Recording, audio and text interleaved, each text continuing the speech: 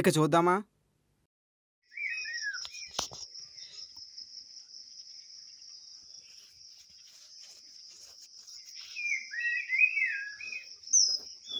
ఒకప్పుడు ఎక్కడి నుంచో కింద సముద్రంలోకి వెళ్ళి కొట్టుకున్నారు. త్రేతాయుగం వచ్చేసరికి ఒక సముద్రం దాటితే సరిపోయింది. కలియుగం ద్వాపరయుగం వచ్చేసరికి 2 ప్లేసెస్కి మధ్యలోనే ఒక ప్లేస్ సెలెక్ట్ చేసి కొట్టుకున్నారు కురుక్షేత్రంలో. సో వార్ ఫీల్డ్ కూడా దగ్గర అయిపోతుంది. సో ఇప్పుడు వార్ ఫీల్డ్ ఎక్కడుంది? విత్ ఇన్ మనలోనే ఉంది.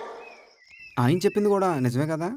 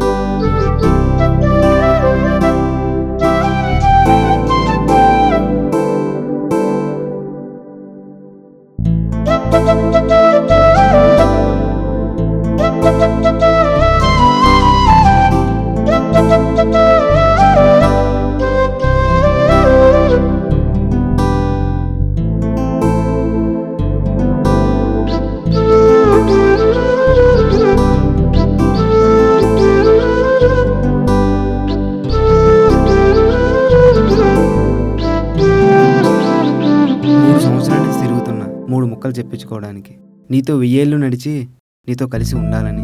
రాముడు సీత కోసం లంక మొత్తం తిరిగినా ఆఖరికి సీతని హనుమానే కలిపాడు వాళ్ళిద్దరిని. నీ చుట్టూ లంక అంత కాకపోయినా కనీసం నీ చుట్టూ తిరుగుతున్నా మాట్లాడడం లేదు, చూడడం లేదు. రామాయణంలో రాముడు సీత కోసం యుద్ధం చేశాడు, నువ్వేం చేసావు? చేతిలో ఫ్లవర్ తప్ప. వాళ్ళకి ఆయుధాలున్నాయి చేయడానికి, నేను చేస్తా. నా ఆయుధం నువ్వు అవుతావా?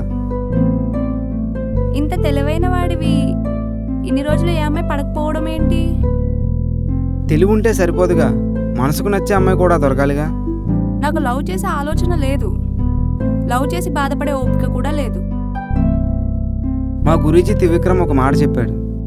ఏంటి? పూసంత అయినా పుణ్యం చేసి ఉండకపోతే పరమశివుడైనా రాడని. అలాగే యుద్ధం ఆపాలంటే సైన్యంతో తలపడితే సరిపోదు, సామరస్యంగా మాట్లాడుకుంటే ఇద్దరు మనసులు కూడా కలుస్తాయని. అయినా గొప్పవాళ్ళు మాట్లాడే మాటల్లో ఓ నిజం ఉంటుంది. నువ్వేం గొప్పవాడివి కాదు కదా నీ మాటలు నమ్మడానికి. జీవితంలో మనం వేసే ప్రతి ఒక్క అడుగు 2 అడుగు కోసం ఆలోచించేలా ఉండాలి. ఇంకా ఆ నిర్ణయం మనం తీసుకునే దాన్ని బట్టి ఉంటుంది. మాటలు అయినా చూసిన వెంటనే ప్రపోజ్ చేయడం వల్ల క్యారెక్టర్ కూడా తెలియకుండా అలా ఎలా చేస్తారు మీ అబ్బాయిలు? అదే కదా మా ప్రాబ్లం కూడా. మేము ఇష్టాన్ని చూపిస్తాం, అదే మీరు దాస్తారు. అంటే నా చుట్టూ తిరగడం ఇంకా మాననంటావు? నేను గడియారం లాంటి తిరగడం మానేస్తే నువ్వు కన్ఫ్యూజ్ అవుతావు. ఎక్కడికి వెళ్తున్నావు? గుడికా? అవును. ఏ మీకు వెళ్ళే అలవాటు లేదా? ఇంట్లో ఉంటే గుడికి వెళ్ళి మంచి జరుగుతుంది అంటారు, అదే గుడికి వెళ్తే అమ్మాయిలు చూడడానికి వెళ్తున్నావా అంటారు. దేవుడి మీద భక్తి ఉంటే చాలు, గుడికి వెళ్ళవలసిన అవసరం లేదు. బాధ్యత తెలియాలి అంటే కష్టపడాలి, అదే మనకి కష్టం వస్తే దేవుడిని పూజించాలి. కష్టం వస్తేనే మనిషికి కష్టం విలువ తెలుస్తుంది, అప్పుడే దేవుడు గుర్తుకొస్తాడు. ఏ కష్టం లేనప్పుడు మనం ఎందుకు దేవుడిని ఇబ్బంది పెట్టడం?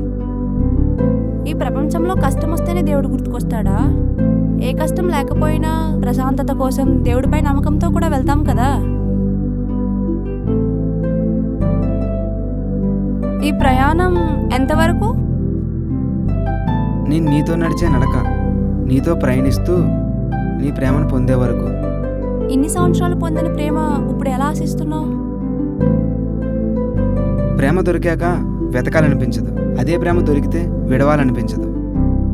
అయినా అమ్మాయిలు ఏమైనా వెతికితే దొరకడానికి వస్తువులా, ఇలా రోడ్ల మీద తిరిగితే దొరకడానికి? అలా దొరికితే వీధికి ఒక అమ్మాయి కనిపిస్తుంది. గమ్యం లేని నా జీవితంలోకి వచ్చిన అందమైన మలుపు నువ్వు. మన ఇద్దరి జీవితాలు వేరు, ఒకటి ఉంటే మరొకటి ఉండదు. నువ్వేంటి సంబంధం లేకుండా మాట్లాడుతున్నావు సరిహద్దుల్లాగా? నువ్వు మాట్లాడే మాటల్లో ఫ్లర్టింగ్ చేయమని మీ గురూజీగా చెప్పారా? ఆయన చెప్పాడని కాదు, ఇష్టంతో పుట్టిన ప్రేమ ప్రాణం ఉన్నంత వరకు నా గుండెలో బదులుగా ఉంటుంది. ఎండాకాలంలో వచ్చి వర్షాకాలంలో పోవడానికి ఈ ఏం ఋతువులు కాదు, మనసు.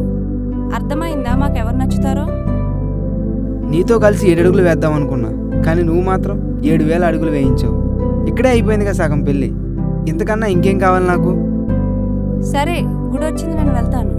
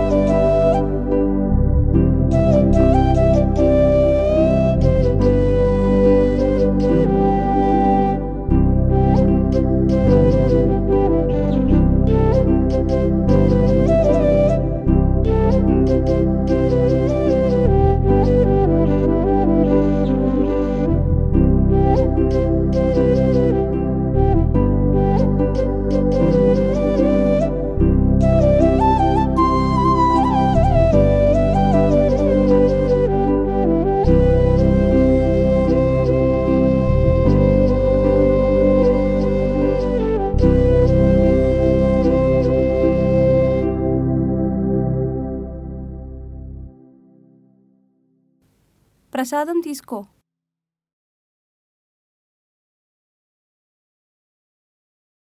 నీలో సగభాగం నాకు ఇస్తావా? ఏంటి అర్థం కాలేదు? శివుడు పార్వతికి అర్ధభాగం ఇచ్చినట్టు నువ్వు నాకు సగభాగం ఇస్తావా? నాకు మహాభారతం అంటే చాలా ఇష్టం. దాన్ని చదివిన ప్రతిసారి నేను కొత్తగా ఫీల్ అవుతాను.